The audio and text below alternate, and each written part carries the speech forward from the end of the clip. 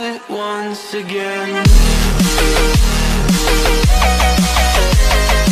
जो मैं किसान कोचिंग क्लासेस की तरफ से खुशी वर्मा आपके लिए क्लास 12 के व्यू का सेकंड चैप्टर लाई हूँ, जो कि है विदेशी व्यापार।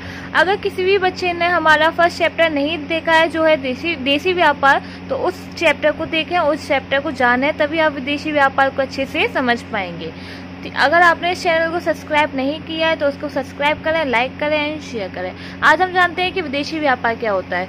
जो व्यापार एक देश की सीमा पर पार करके किया जाता है विदेशी व्यापार कहलाता है। मतलब एक देश से दूसरे देश में किया जाने वाला व्यापार विदेशी व्यापार कहलाता है। विदेशी व्यापार 3 प्रकार का होता है। पहला होता है आयात व्यापार, दूसरा होता है निर्यात व्यापार और तीसरा होता है पुनर्निर्यात व्यापार। आयात व्यापार क्या होता है? जब दूसरे देशों से माल खरीदकर अपने देश में लाने को आयात व्यापार कहते हैं। मतलब किसी दूसरे देश से माल खरीदा जाता है और वो उसका यूज कहाँ पर किया जाता है? अपने देश में किया जाता है, तो उसको हम कहते हैं आयात व्यापार। दूसरा है निर्यात व्यापार। क्या होता है? अपने देश के माल को किसी दूसरे देशों में बेचने को निर्यात व्यापार कहते हैं। मतलब जो इसका अपोजिट कर लीजिए, जो हमने आयात व्यापार देखा, वहां पर क्या था कि अगर हम किसी दूसरे देश से माल खरीदते थे और उसका यूज कहाँ पे करते थे? अपने देश में करते थे। और निर्यात व्यापार में क्या है कि अपने देश के माल को किसी दूसरे देश में बेचने को निर्यात व्यापार कहते हैं। मतलब जो हमारे यहाँ का माल है वो किसी दूसरे देश में बेचा जाए तो उसे हम निर्यात व्यापार कहते हैं। तीसरा है पुनर्निर्यात। क्या होता है? जब किसी दूसरे देश में माल खरीदकर उस माल को किसी दूसरे देश को बेचना पुनर्निर्यात व्यापार कहलाता है। मतलब इसको आप इजीली समझिए कि अगर हम किसी दूसरे देश से माल खरीद रहे हैं और उसका यूज अपने देश में ना करके उसे किसी दूसरे देश को बेच दे रहे हैं, तो वो पुनर्निर्यात व्यापार कहलाता है। जैसे एग्जाम्पल देके हम कि अगर हमने अमेरिका से माल खरीदा और फ्रांस को बेच दिया, तो उसको हम क्या कहेंगे? पुनर्निर्यात व्यापार कहेंगे। जिसका यूज हमने अपने लिए नहीं करा है, उसको बेच दिया है, तो उसको हम क्या कहेंगे? पुनर्निर्यात व्यापार कहेंगे। अब क्वेश्चन ये आता है कि हमें विदेशी व्यापार करना क्यों चाहिए? हमें विदेशी व्यापार के क्या प्रॉफिट होंगे? हम क्यों करें कि विदेशी व्यापार ही क्यों करें? हम देसी व्यापार भी तो कर सकते हैं। अब हम इसके कुछ प्रॉफिट जानेंगे कि इसके प्रॉफिट क्या होते हैं।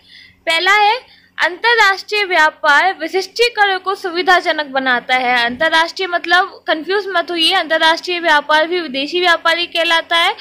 तो अंतरराष्ट्रीय व्यापार विशिष्टीकरण को सुविधाजनक बनाता है। मतलब जो सबसे इजी जो रेट होती हैं उनको हम इजीली अर्न कर सकते हैं।